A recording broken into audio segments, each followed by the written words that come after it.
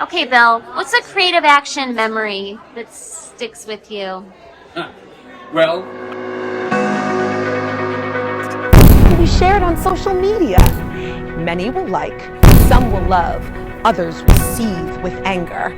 Millions will view.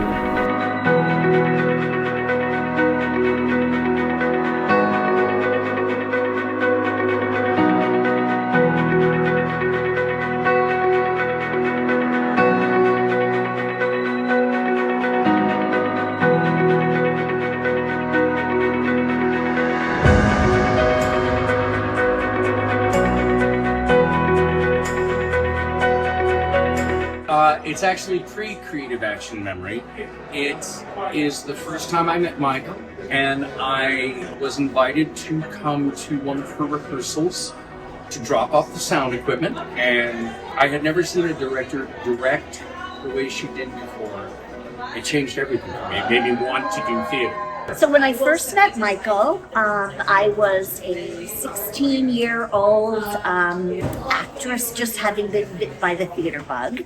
And she was a director at the Art Center when it used to be back in Albany. We did a production which we took on the road in the back of a pickup truck of The Little Prince. And that was when I met Michael. I think one thing that was very meaningful to me was being a part of a production called Our Now under the first Trump administration. It felt very empowering at the time to come together with people and to create that and to perform that. So I think the thing that immediately jumps to mind is when I kind of made a video like this. A number of us made videos like this to see if people could correctly say the name The Michael and Steve Show. What are their names again? Michael and somebody. Michael. And Michael and Steve talk about the end of life as they see it. I think my best memory of CAU, even though I was a board member and that was pretty clutch and amazing, and even though I did MOSSpace and that was pretty clutch and amazing, was being a part of the cast of Signs, which Michael directed. And anytime I get to be in something that Michael directs, it's phenomenal. It's a life-changing experience for me. Just a poignant piece about the current state of events that we're in right now, unfortunately. I really liked Signs. I thought that was a really good show. I really liked the different perspectives. I always learned something from someone else's perspective. I think my favorite memory of performance was Whitewash's Racism Project. Within 15 seconds of it starting, I was sobbing.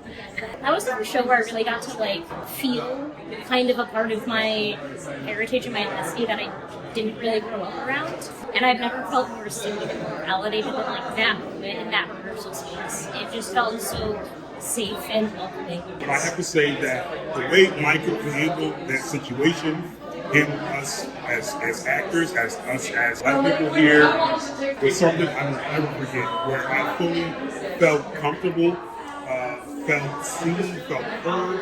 I hadn't felt like that in production in quite a long time. And it's seeing Michael direct a playback performance in which she helped the audience picture who they were all in relation to each other before the stories began. There was a woman who told a story about living in an apartment building, and there was a man in the apartment building who would flash her every time that she passed his apartment. And she complained about this to the landlord and then to the police and so on, and nobody would do anything about it, and eventually she simply had to move. She just had to leave. So we performed the story, The next day, Michael got a call from this woman saying, "Last night I slept better than I have in years."